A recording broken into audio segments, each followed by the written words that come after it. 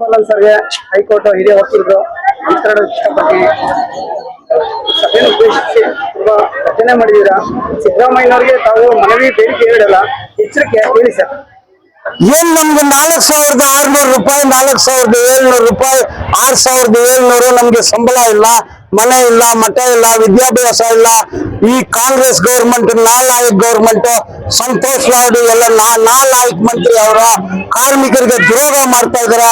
Next ಗೆಲ್ಲಲ್ಲ ನೀವು ಕಾಂಗ್ರೆಸ್ನವ್ರೆ, ಎಚ್ಚರಿಕೆ. Next ಗೆಲ್ಲಲ್ಲ. ಕಾರ್ಮಿಕರು ಹೊಟ್ಟೆ ಮೇಲೆ ಹೊಡೆದಿದ್ದೀರಾ. 4,700 ರೂಪಾಯಿ ಸಂಬಳ ಇಟ್ಟಿದ್ದೀರಾ, ಹೆಂಗೆ ಬಾಳಕ್ಕಾಗತ್ತೆ? ಸರ್ವಿಸ್ ವೈಟೇಜ್ ಕೊಟ್ಟಿದ್ದೀರಾ, ಗ್ರಾಚ್ಯುಟಿ ಕೊಟ್ಟಿದ್ದೀರಾ, ಕಾನೂನು ಉಲ್ಲಂಘನೆ ಮಾಡಿದ್ದೀರಾ. ನೀವು ಮಾತ್ರ ಆಸ್ತಿಗಳು ಮಾಡ್ಕೊಂಡಿದ್ದೀರಾ. ಆದ್ರಿಂದ ಹೋರಾಟ ಒಂದೇ ದಾರಿ ಎಂದು ಹೇಳಿ ಎಚ್ಚರಿಕೆ ಕೊಟ್ಟಿದ್ದು. ಏನ್ ಮನೆಗೆ ಅವ್ರ ಕಾಲು ಇಟ್ಕೋಬೇಕಾ? ಅವ್ರ ಕೆಲಸ ಅದು. ಹಾರ ಹಾಕಿ ಕಾಲಿಗೆ ಕಾಲು ತೊಳಿಬೇಕಾ? ನಾವು ಮಾಡಲ್ಲ ಅದು.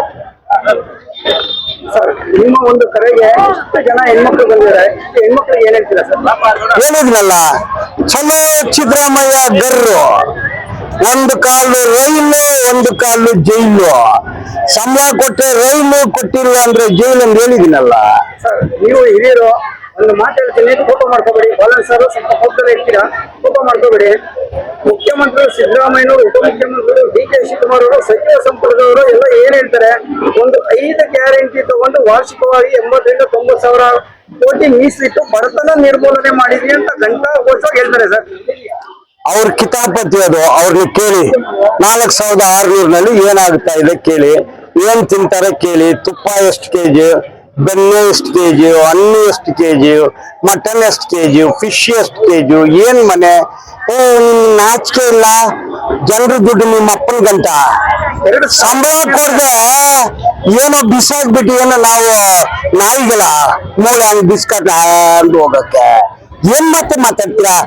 ನಮ್ಗೆ ಕೆಲ್ಸ ಕೊಡಿ, ಕೂಲಿ ಕೊಡಿ, ಕಿತ್ತೋಗಿರೋದ್ನ ಕೊಡ್ಬೇಡ. ನಾವೇನು ಭಿಕ್ಷಾ ಬೇಡಕ್ ಬಂದಿದೀವ? ನೀವೇನ್ ರಾಜನ? ನೀನು ಯಾರ್ ದುಡ್ಡು ಕೊಡ್ತಾ ಇದೀಯ ನೀನು? ಇದೆಲ್ಲ ಯಾರು ಓದ್ತಾರೆ? ಮೋಸ ಮಾಡ್ತಾ ಇದಾರೆ ಅವರು. 4,000 ಜನಕ್ಕೆ ಬೋನಸ್ ಕೊಡಬೇಕು, ಅದು ಕಾನೂನು. ಬೋನಸ್ಸು 1 ತಿಂಗಳು ಸಂಬಳ ಕೊಡಬೇಕು, ಕೊಡ್ತಿಲ್ಲ. ಬೋನಸ್ 1 ತಿಂಗಳ ಸಂಬಳ ಕೊಡಿ, DA ಕೊಡಿ, ಮತ್ತು ಹೌಸ್ ರೆಂಟ್ ಅಲವನ್ಸ್ ಕೊಡಬೇಕಾಗುತ್ತೆ, ಕೊಡಿ. ಮತ್ತು DPS ಗುತ್ತಿಗೆ ಪದ್ಧತಿ ಬೇಡ, ಪರ್ಮನೆಂಟ್ ಪದ್ಧತಿ ಬೇಕು. ಈಗ ಕಾಂಟ್ರಾಕ್ಟ್ರಿಗೆ 11 ಕೋಟಿ ತಿಂಗಳಿಗೆ, ವರ್ಷಕ್ಕೆ ಕಮಿಷನ್ ಕೊಡ್ತಾ ಇದ್ದಾರೆ. ಈಗ ಒಂದು ಕಾಂಟ್ರಾಕ್ಟರ್ ಬಂದಿದ್ದಾನೆ, ಅವನಿಗೆ 5 ಕೋಟಿ ಕೊಡ್ತಾ ಇದ್ದಾರೆ.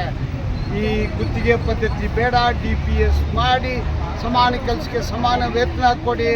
ಇಲ್ಲಾಂದರೆ ಬೆಂಗಳೂರು ವಾಟರ್ ಬಂದು, ಒಳಚರಂಡಿ ಬಂದು, ಬೆಂಗಳೂರೇ ಬಂದು. ನಮ್ಮ ಶಕ್ತಿ, ನೀರು ಶಕ್ತಿ, ದೊಡ್ಡ ಶಕ್ತಿ, ನಾವು ಹೋರಾಟ ಮಾಡ್ತೀವಿ. ಇವತ್ತು ಸ್ಟ್ರೈಕ್ ನೋಟಿಸ್ ಕೊಟ್ಟಿದ್ವಿ. ಇನ್ನು ಒಂದು 10-15 ದಿವಸದಲ್ಲಿ 9ನೇ ತಾರೀಕು ಕೇಸ್ ಇದೆ. ಬೋನಸ್ ಸಹಿ ಆಗಿಲ್ಲ ಅಂದರೆ ಬಂದು, ಮುಷ್ಕರ ಬಂದು, ನೋನ್ ವಾಟರ್ ಬಂದಾಗುತ್ತೆ ಅಂದು ಇವತ್ತು ಹೇಳಿದ್ದೀನಿ. ಅದನ್ನು ಮುಂದುವರಿಸ್ತೀನಿ. ಅಣ್ಣ, ಒಂದು ಘೋಷಣೆ.